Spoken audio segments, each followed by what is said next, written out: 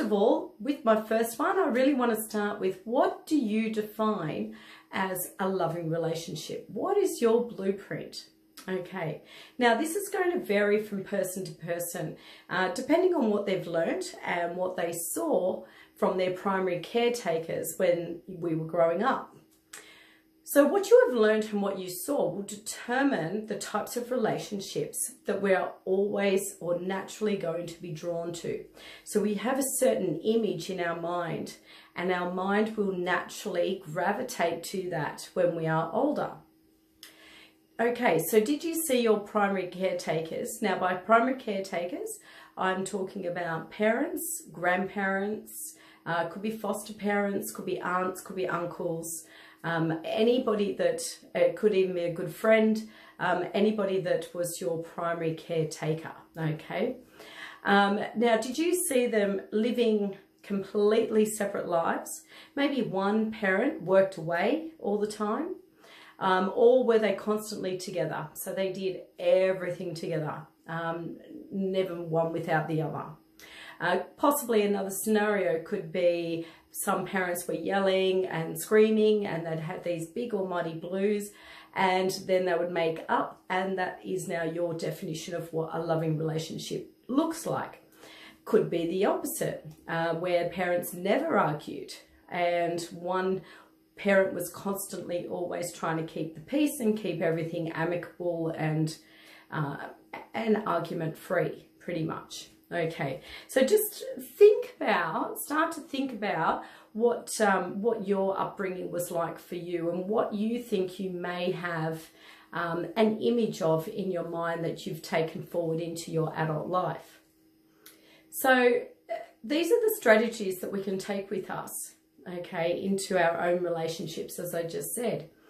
So if one of us had a parent who lived separate lives and the other had a parent who were always together, then what do you think is going to happen when those two come together?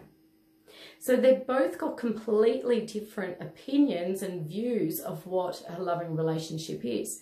One will see independence and want to have their own freedom and be able to do their own thing, and, you know, all that sort of stuff. The other parent, the other partner, I should say, is going to feel as though they're unloved and alone and unwanted, and just basically not feeling as though they're appreciated within the relationship, because the other one is constantly always going away, because he probably feels needy, that the other one is being needy and somewhat controlling and smothering.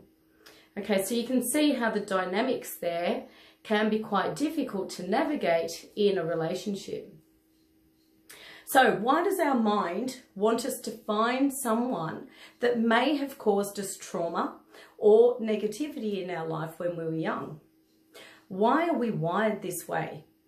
We're wired this way because even though it was a negative experience, there was a level of comfort and familiarity to it. And it also gives us an opportunity to be able to resolve childhood wounds. We will repeat these same patterns until these wounds are healed.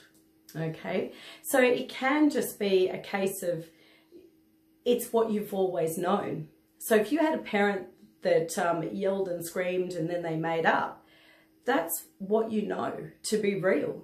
Okay, so that's what you're going to follow and that's what you're going to do. And you're also going to be attracted more than likely to somebody that also yells and screams. Okay, so then you've got a very volatile relationship, which can turn quite toxic. Okay, so it's very important that we do heal these wounds from our childhood. Okay, otherwise we will keep repeating the same pattern. We will keep attracting the same person until we resolve the issues. So it's important to assess what our blueprint is for our relationship, and basically what our relationship beliefs are. Are these beliefs disempowering you or empowering you? And what can we do about this? So I want you to take a moment, sit down and reflect on your past and present relationships. Okay, so what I want you to start writing down is, what are the patterns that keep showing up? Okay, what are the patterns that are constantly there? And where do you think these patterns have come from? Okay, so that's the first part of this. The second part is, what qualities in the person keep popping up? And also, what are the negative qualities that seem to be consistently persistent in each of your relationships? Next, what I want you to do is just to question where these beliefs might be coming from. Okay, I want you to answer them soulfully and truthfully, all right? Because this will give you a window into what are your beliefs. Okay, and now this is the first step to being able to replace the belief. So we're not going to get rid of it or anything like that, because that's way too difficult.